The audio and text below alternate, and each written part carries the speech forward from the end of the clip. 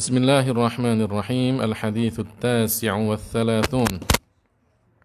An Ibni Abbas radhiyallahu anhuma anna Rasulullah sallallahu alaihi wasallam qala Inna Allah tajawaza li an ummati al-khata' wan-nisyana wa mastukrihu alaihi. Hadithun hasan rawahu Ibnu Majah wal Baihaqi.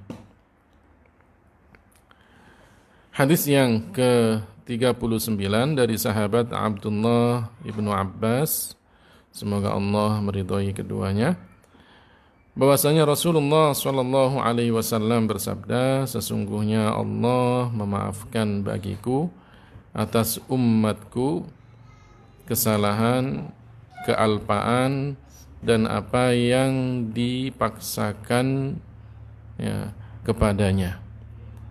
Hadis ini adalah hadis hasan, diriwayatkan oleh Ibnu Majah dan juga oleh Al-Baihaqi dan selain keduanya.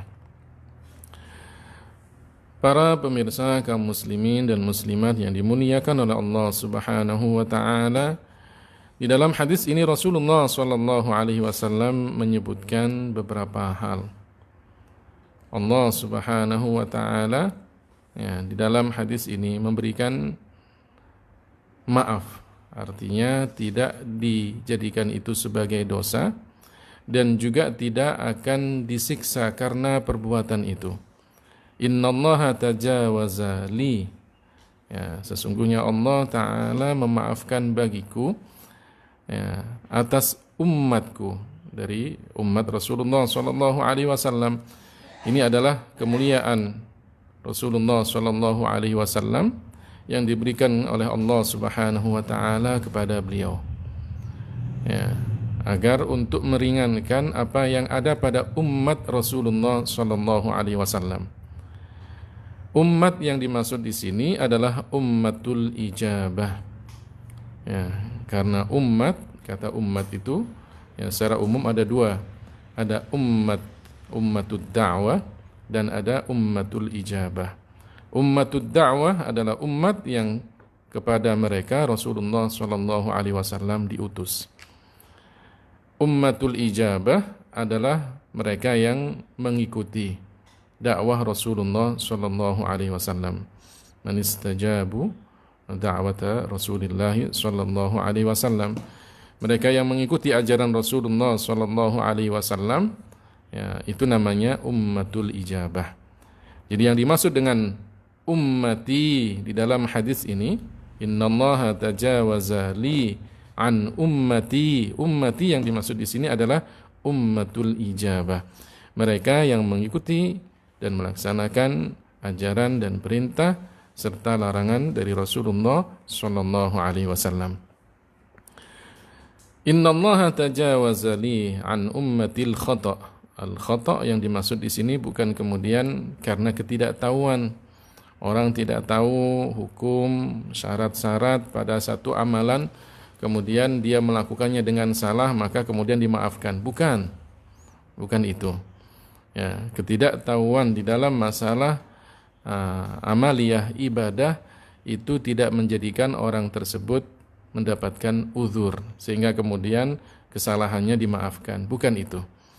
Al-khata' yang dimaksud di sini adalah jika seseorang salah ucap, ingin mengucapkan sesuatu yang itu adalah sesuatu yang bukan kufur, tapi kemudian keluar sesuatu yang kufur. Ingin mengucapkan sesuatu yang bukan haram, kemudian keluar sesuatu yang haram. Itu namanya sabqul lisan. Sabqul lisan, salah ucap.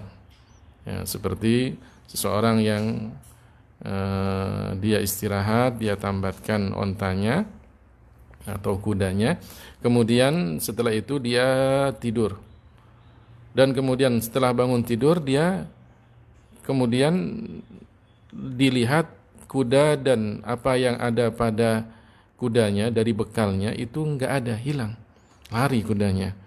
Dia cari sampai kemudian dia kecapean. Akhirnya kemudian dia pun istirahat. Ketika dia bangun, dia dapatkan kudanya dan beserta bekalnya itu ada di depannya. Dia ketika itu ingin mengatakan Allahumma anta rabbi wa ana abduka. Tapi kemudian apa? Salah ucap. Dia mengatakan Allahumma anta abdi wa ana rabbuk. Saking girangnya, saking senangnya, dia salah ucap. Ini namanya khata yang dimaksud di dalam hadis tersebut. Atau orang ketika dia ingin mungkin berburu gitu kan, berburu kemudian dia lemparkan atau dia lepaskan anak panahnya, inginnya apa? Memanah hewan buruannya, tapi kemudian katakan kena seseorang, khata, bukan karena kesengajaan. Ya. Dalam hal ini karena itu adalah ketidaksengajaannya, maka tidak dikenai dosa dan tidak akan disiksa karenanya, karena perbuatan itu. Tapi meskipun begitu dalam hukum Islam ya ada sesuatu yang harus dia berikan sebagai apa gantinya. Kalau kemudian ada pembunuhan secara bersalah pun juga ada hukumannya. Itu hukum yang berlaku.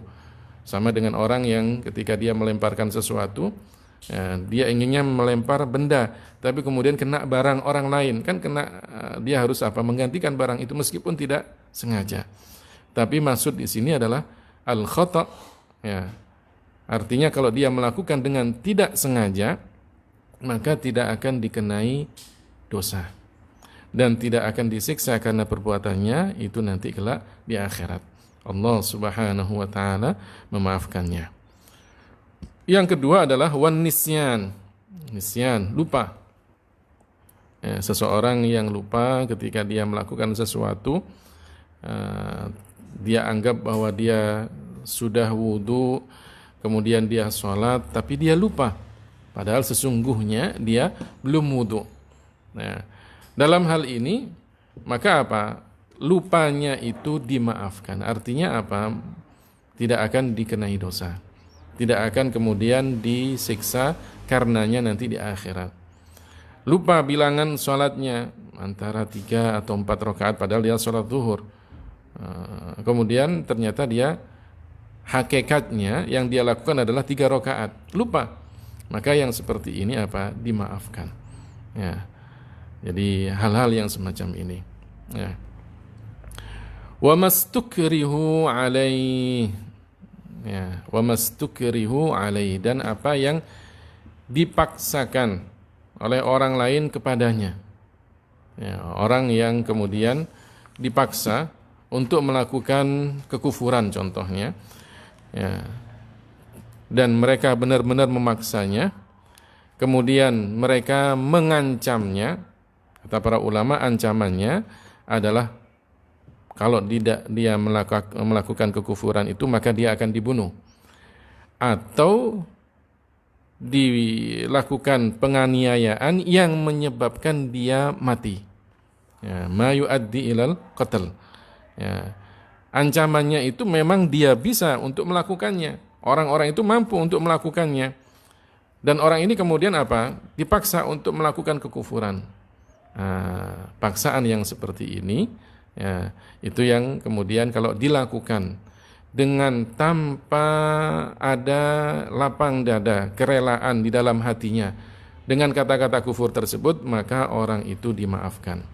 Arti wa mastukrihu alaih, sesuatu yang dipaksakan kepada orang tersebut dan kemudian mereka memaksa untuk melakukan kekufuran, contohnya, kemudian mereka bisa melakukan ancaman yang mereka berikan, baik itu pembunuhan atau penganiayaan yang menyebabkan mati. Ya, maka orang yang dipaksa ini boleh mengucapkan kata-kata yang dipaksakan itu, tapi dengan syarat tanpa ada kelapangdadaan, tanpa ada kerelaan, tanpa ada ridho di dalam hatinya tentang apa? Kata-kata yang diucapkan tersebut. Allah Subhanahu wa taala menyebutkan di dalam Al-Qur'an, "Man kafara billahi min ba'di imanihi illa man ukriha wa qalbuhu mutma'innun bil iman walakin man syaraha bil kufri sadra fa'alaihim ghadabun minallah walahum adzabun adzim. Ya. Man kafara billahi min ba'di imanihi. Ini hukum lain. Orang yang kufur setelah dia beriman kepada Allah, ya kufur. Ya. Kufur. Orang yang melakukan kekufuran, mencaci maki Allah, mencaci maki Rasulullah, mencaci maki agama Islam, setelah dia sebelumnya beriman, maka jatuh dalam kekufuran.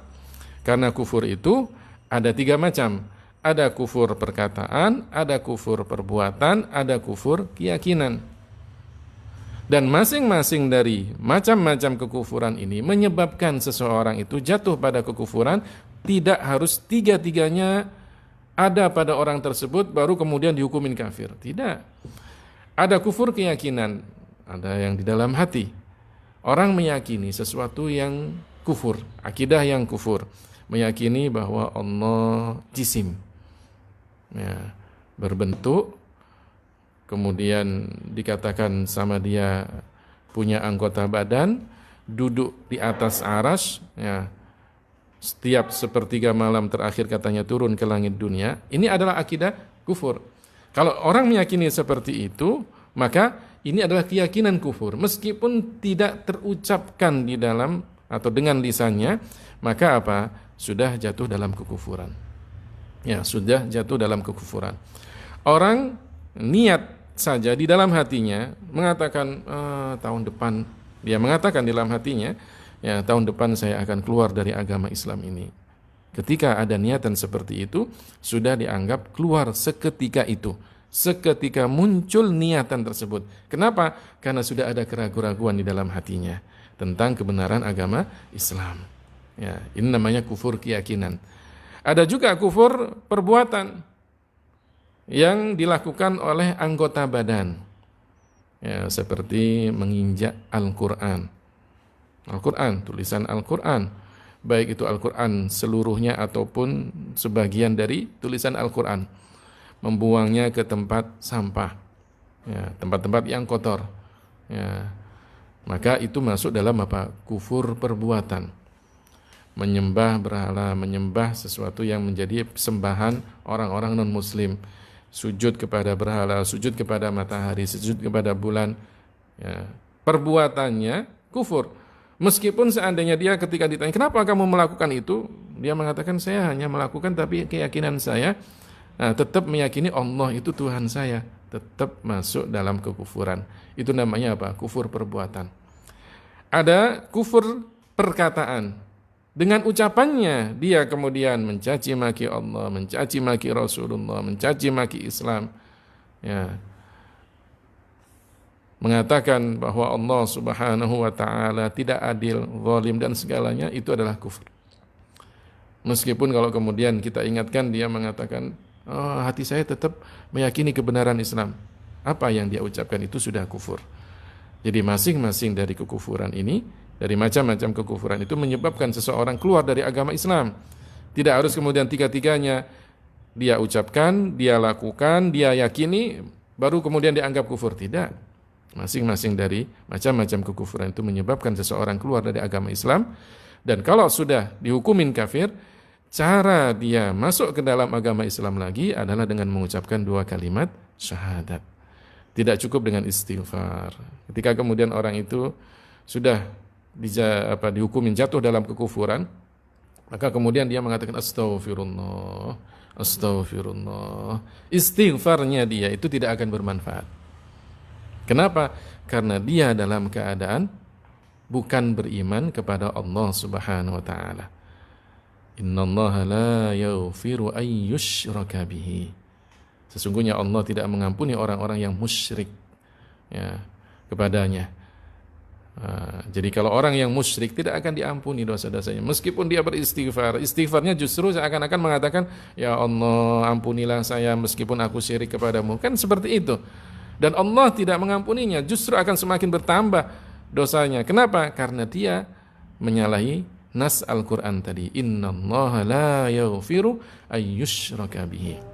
Syaratnya orang itu agar diterima taubatnya, masuk Islam dulu dengan mengucapkan 2 kalimat syahadat. Asyhadu an la ilaha illallah wa asyhadu anna Muhammadar Rasulullah. Illa man ukriha wa qalbuhu mutmainnun bil iman, kecuali orang yang dipaksa untuk mengucapkan kekufuran atau melakukan kekufuran. Dan orang yang memaksanya ini memang benar-benar mengancam dia dengan pembunuhan. Kalau tidak melakukan kekufuran dia akan dibunuh.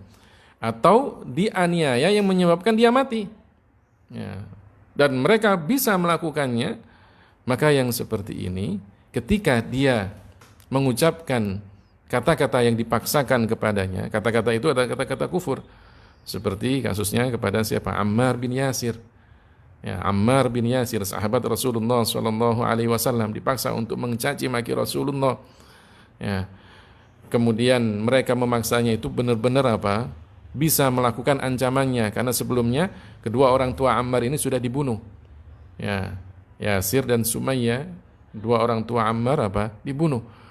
Ammar ketika itu kemudian dipaksa juga, kalau tidak dia akan dibunuh sebagaimana orang tuanya.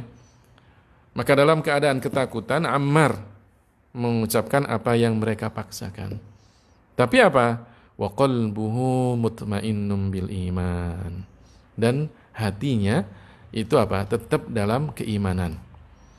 Ammar setelah kemudian dia dipaksa dan kemudian itu dilepaskan, dia datang kepada Rasulullah SAW dalam keadaan sedih, menceritakan kejadian tersebut. Kemudian Rasulullah SAW bertanya kepada Ammar, halin syaraha sadruka hina qulta ma qulta amla, apakah hatimu ketika mengucapkan kata-kata itu dalam keadaan lapang dada ataupun rela dengan apa yang kamu ucapkan atau tidak?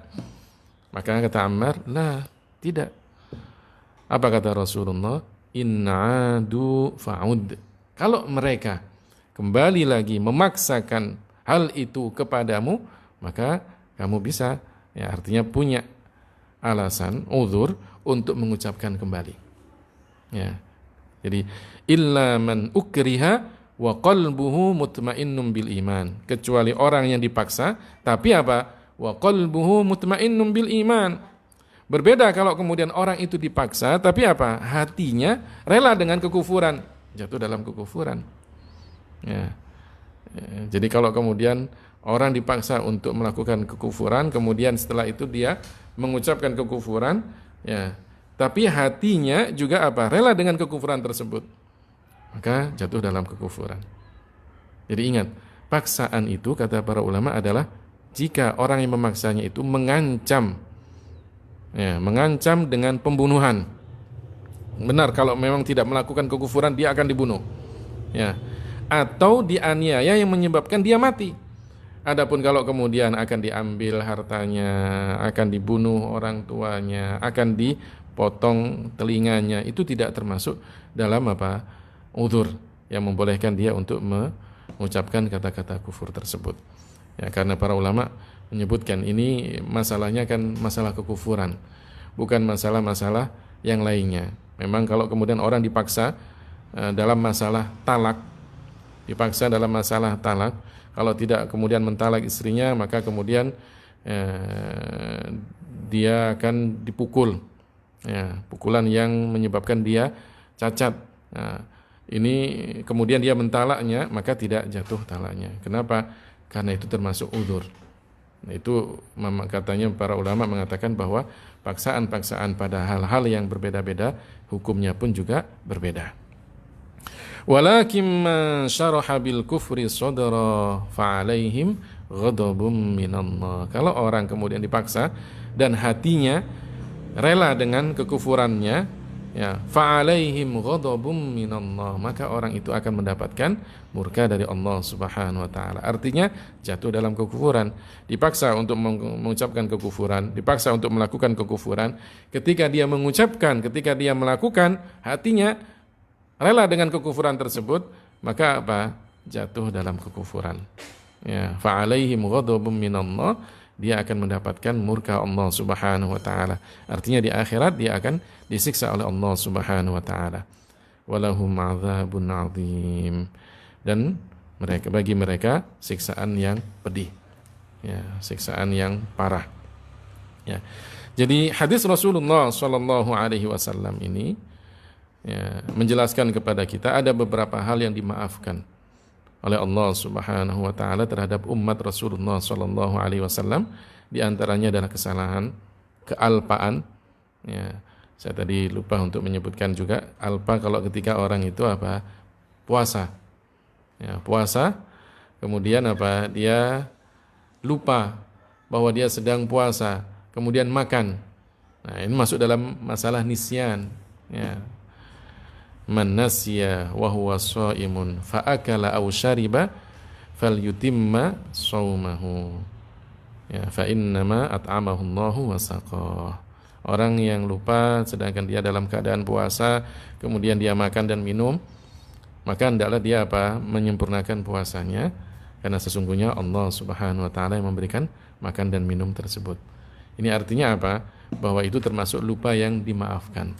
Dan yang ketiga adalah orang yang dipaksa untuk melakukan kekufuran atau di bawah kekufuran.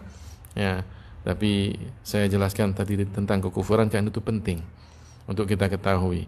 Kalau orang kemudian dipaksa melakukan kekufuran dengan kriteria, ya, ketentuan yang sudah saya sampaikan tadi, dia lakukan perbuatan atau perkataan kufur itu karena dipaksa, kalau tidak dia akan dibunuh atau dianiaya yang menyebabkan dia mati, maka dia boleh mengucapkan kata-kata kufur itu dengan syarat tidak dalam keadaan lapang dada, tidak dalam keadaan rela atau ridho dengan apa yang diucapkan atau dilakukan dari perbuatan kufur tersebut. Para pemirsa kaum muslimin dan muslimat yang dimuliakan oleh Allah Subhanahu wa taala, itulah penjelasan hadis yang ke-39. Mudah-mudahan kita semuanya bisa memahaminya dan kita mendapatkan ilmu yang bermanfaat, keberkahan dari Allah Subhanahu wa taala. Kita akhiri kajian kita di pagi hari ini dengan mengucapkan tahlil, sholawat dan istighfar. La ilaha illallah, la ilaha illallah, la ilaha illallah. Allahumma salli ala sayyidina Muhammad wa ala alihi wa sahbihi wa sallim. Allahumma salli ala sayyidina Muhammad wa ala alihi wa sahbihi wa sallim. Allahumma salli ala sayyidina Muhammad wa ala alihi wa sahbihi wa sallim. Rabbi ighfir li wa liwalidayya wa lil mu'minina wal mu'minat. Rabbi ighfir li wa liwalidayya wa lil mu'minina wal mu'minat. Rabbi ighfir li wa liwalidayya wa lil mu'minina wal mu'minat. Walhamdulillahi rabbil alamin. Wassalamualaikum warahmatullahi wabarakatuh.